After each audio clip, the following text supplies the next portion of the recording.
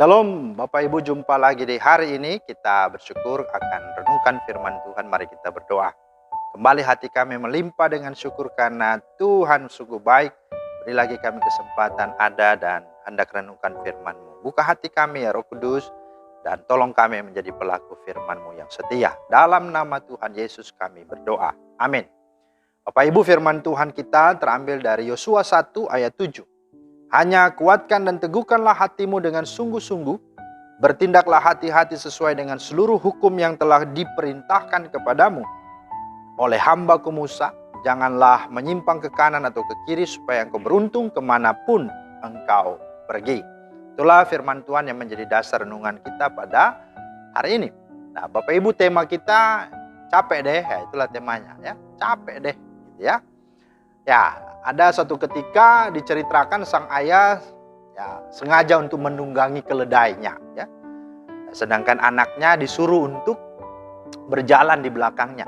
Nah, selang beberapa perjalanan berpasanlah atau berpapasan begitu ya.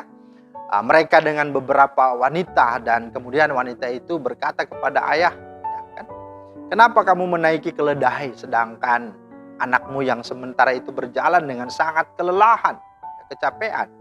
Sungguh tega kamu ya, sang ayah sambil menyindir. Ya, kemudian apa yang terjadi ya? Ayahnya turun, kemudian ya sang ayah mengajak anaknya, mari kita naik bersama-sama di keledai itu. Ya, di tengah perjalanan bertemulah mereka juga dengan sekelompok orang, ya pecinta binatang gitu ya. Dan mereka berteriak kepada ayah dan sang anak itu, hei, kasihani binatang itu, kalian tunggangi ya binatang yang kurus dan kecil gitu, sedangkan kalian lebih berat dari binatang itu. Akhirnya apa? Ya mereka dengar dan mereka turun berdua. Kemudian ayahnya berkata kepada anaknya, kau dengar ya anak ya barusan tadi ya, sambil turun dan menurunkan anaknya, lalu dia berkata, mari kita berjalan bersama-sama. Sambil menuntun keledai mereka berjalan melanjutkan perjalanan. Jadi mereka tidak naik di keledainya, mereka tuntun keledainya itu. Ya. Nah, kemudian di perjalanan selanjutnya mereka bertemu juga dengan apa yang namanya ya segerombolan berandalan preman gitu yang sangat iseng, kemudian berkata, ya seharusnya keledai itu yang kalian kalian gendong begitu ya. Ya, karena keledai itu sudah kurus dan pasti dia ya tidak bisa lagi mampu berjalan ya dengan lika-liku dan lekak-lekuk yang sungguh-sungguh tajam gitu ya. Nah, kemudian apa? Ya, sang ayah juga terpengaruh oleh omongan mereka dan mereka mencari batang pohon yang kuat dan yang agak besar untuk memikul keledai itu ya. Kemudian mereka melanjutkan perjalanan ya. Nah, sambil menoleh kepada anaknya, sang ayah berbicara ya. Wahai anakku, jika kita mendengar dan mengikuti omongan dan permintaan manusia, tidak akan ada habisnya gitu ya, nggak akan habis-habisnya ya. Ya, bahasa milenial dan judul kita itulah apa? Capek deh, kan begitu ya. Nah, akhirnya mereka tertawa begitu ya bersama-sama. Nah, pesan moralnya adalah apa Bapak Ibu? Ya, selama kita hidup, kita tidak akan bisa menghindari diri dari yang namanya penilaian orang. Ya, apakah itu gosip, fitnah, ujaran kebencian, pujian, sanjungan, dan lain-lain. Pasti ada yang pro, pasti juga ada yang kontra. Ada yang suka dengan kita, tetapi ada juga yang tidak suka dengan kita. Bahkan jangan juga langsung tersanjung ketika orang memuji kita. Ya, karena kata tukul ya, pujian itu adalah teror, begitu ya. Pelajarannya ada 3. Yang pertama bagaimana supaya kita menjadi pribadi yang betul-betul tidak dipengaruhi oleh apapun. Maka yang pertama, kuatkan dan teguhkanlah hatimu dengan sungguh-sungguh. Inilah yang dikatakan dalam ayat 7.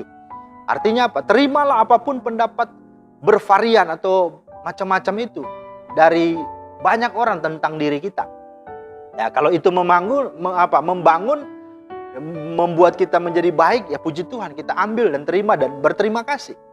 Kalau tidak ya kita ya lupakan saja, kita ya buang saja begitu ya. Tapi jangan orangnya kita buang ya.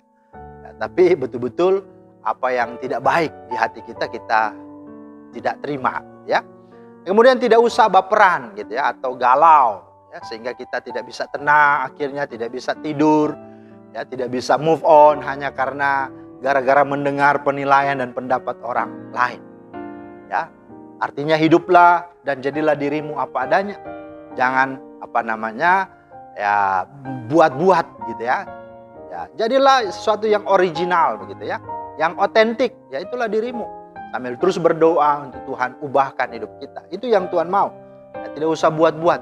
Jangan juga menyimpang ke kanan atau ke kiri. Sebab hidupmu sudah dirancangnya indah dan ada dalam tujuan Allah. Sehingga engkau bisa hidup efektif dan efisien. Ya kan?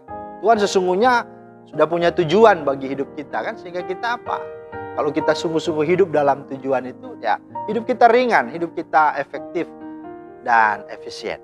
Nah, itu yang pertama. Yang kedua adalah apa? Syukuri dan banggalah bahwa engkau ada karena Tuhan yang menghendaki engkau ada dan bukan karena manusia. Ini yang harus kita pahami. Karena kita berharga dan bernilai di mata Tuhan. Apalagi untuk kita, Dia rela datang ke dunia, mau menderita, mati, dan bangkit untuk apa? Supaya kita, ya saudara dan saya, sadar bahwa kita dicipta, dimahkotai dengan kemuliaan dan kehormatan. Dan kita juga ditebus, diselamatkan, bukan dengan emas dan perak, melainkan dengan darahnya yang mahal, yaitu darah Kristus. Dengan Dia mati dan mau bangkit untuk kita. Karena itu apa? Banggalah. Karena ya engkau istimewa, engkau berharga, engkau dikasihi Allah. Itu sudah cukup. Amin. Ya, itu yang Tuhan mau. Dan yang ketiga, mari bertindaklah hati-hati, bertindaklah sesuai dengan firman Tuhan. Dan di sini dikatakan apa? Ya, hiduplah sesuai dengan hukum atau seluruh hukum yang diperintahkan kepadamu. Bahkan dikatakan ayat 8, ya, janganlah engkau lupa memperkatakan kitab Taurat itu, tetapi renungkanlah itu siang dan malam. Ya, itu yang ada. Sehingga apa dikatakan oleh firman Tuhan di dalam ayat 8 dan 9, dikatakan hidupmu akan dibuat Tuhan berhasil dan beruntung. Nah, inilah firman Tuhan bagi kita. Ya, ada satu pandangan dan pendapat Rick Warren ketika ditanya apa kunci sukses. Dia berkata, saya tidak tahu apa itu kunci sukses, tetapi kunci kegagalan adalah mau menyenangkan semua orang. Ya, karena itu mari jadilah orang yang punya pendirian prinsip dalam hidup kita. Kita bersyukur ada banyak orang yang ada di sekeliling kita, tapi hidup kita tidak dikendalikan oleh mereka. Tapi kita jadikan mereka juga bagian untuk terus hidup bersama dengan Tuhan. Untuk memenuhi tujuan Tuhan. Sehingga kehadiran kita dan kehadiran mereka dapat efektif untuk kerajaan Allah nyata di tengah-tengah kehidupan kita. Baik untuk kekinian maupun juga untuk hal yang bersifat keakanan atau hidup kekal. Tuhan Yesus kiranya memeteraikan firman-Nya dan memberkati Bapak Ibu Saudara sekalian. Amin. Mari kita berdoa. Terima kasih Tuhan untuk firman-Mu hari ini. Kami rindu supaya Roh Kudus mampukan kami supaya kami betul-betul fokus dalam hidup, betul-betul hidup dengan tujuan Tuhan. Sehingga kami tidak menjadi orang yang letih dan capek dengan berbagai macam penilaian orang. Tapi biarlah hati kami tertuju kepada Tuhan yang sungguh telah memberi dan membuat kami berharga, bernilai, dan begitu istimewa. Dalam nama Tuhan Yesus kami berdoa dan mengucap syukur. Haleluya. Amin. Demikianlah firman Tuhan hari ini, kiranya menjadi berkat untuk Bapak Ibu sekalian. Selamat beraktivitas, Tuhan Yesus memberkati. Shalom.